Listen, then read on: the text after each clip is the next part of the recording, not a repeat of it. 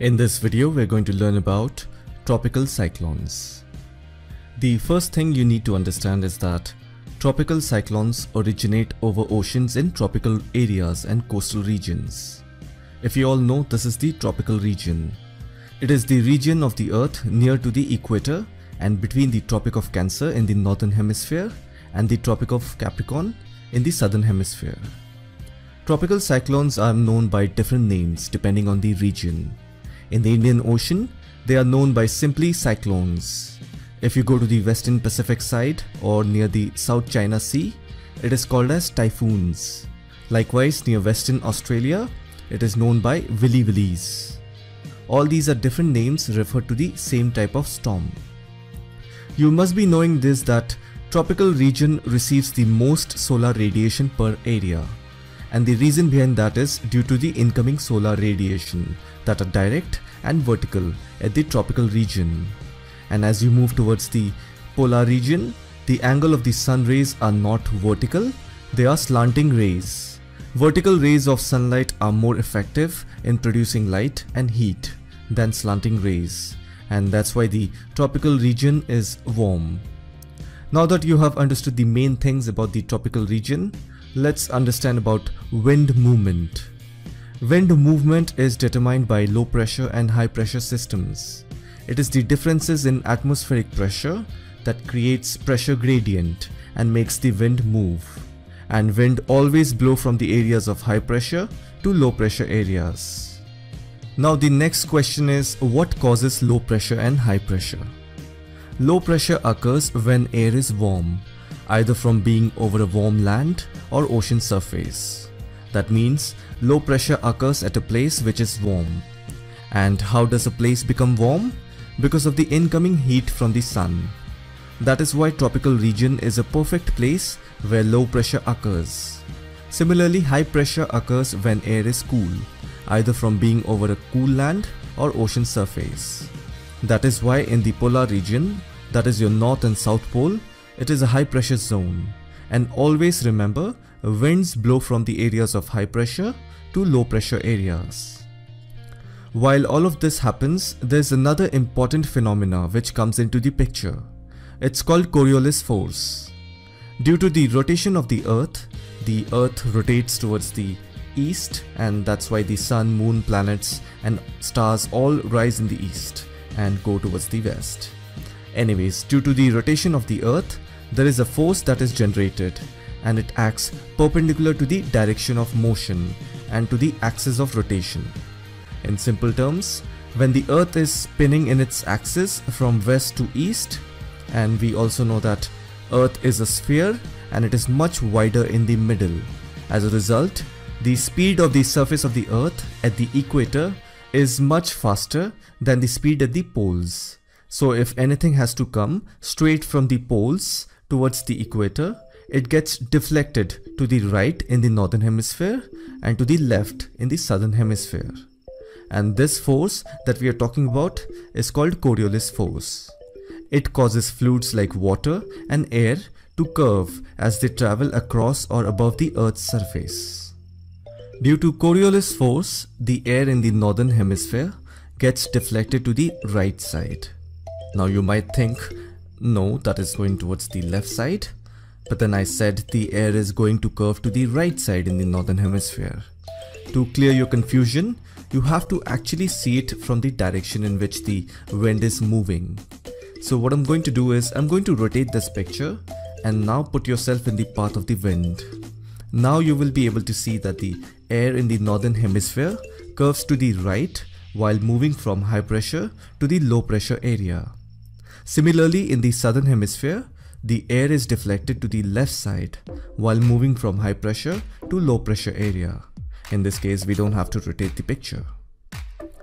Now that you have understood why the air moves to the left and right due to Coriolis force, just remember this point, that it is because of this reason there are certain pressure belts all over the Earth's surface.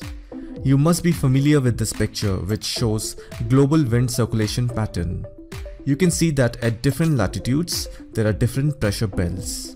Their existence is simply due to the movement of air to the left and right due to Coriolis force. I hope so far you have understood the general movement of air. Now let's understand how does air turns into a storm and what causes the spinning of a cyclone. When you look at the movement of a cyclone, at the center of every cyclone or hurricane, you will find an area of low pressure, which attracts the cool air. Since we know that air moves from high pressure area to low pressure area, that means the outer area of a cyclone consists of cool air coming from high pressure area, which surrounds the central low pressure area. This region is called the eye of the storm or center of the storm. The low pressure region is a warm region where the air is warm, which expands and then rises. The cool air from high pressure zone rushes in to fill the void left by the rising warm air. This air warms and becomes moist as well, allowing it to rise. Then more cool air rushes in to fill the void.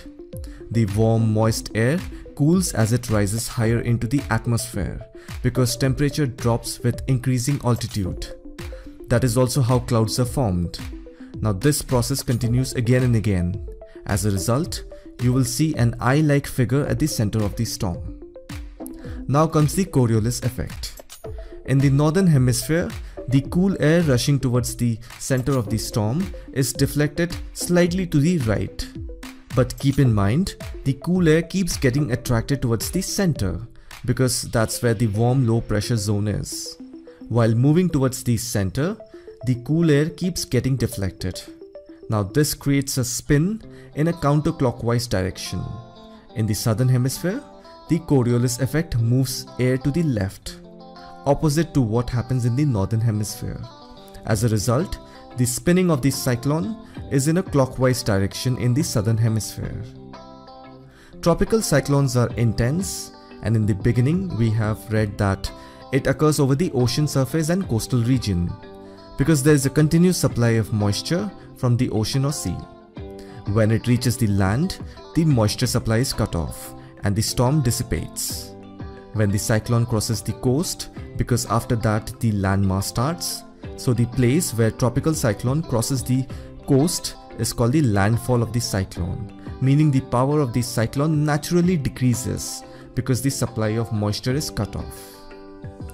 The average diameter of a circulating tropical cyclone can vary between 150 and 250 kilometers. However, the diameter of the storm over the Bay of Bengal, Arabian Sea and Indian Ocean is between 600 to 1200 kilometers. And these cyclones move slowly at a speed of about 300 to 500 kilometers per day. So far we have seen the top view of a tropical cyclone, and this is what it looks vertically. This is the eye of the storm.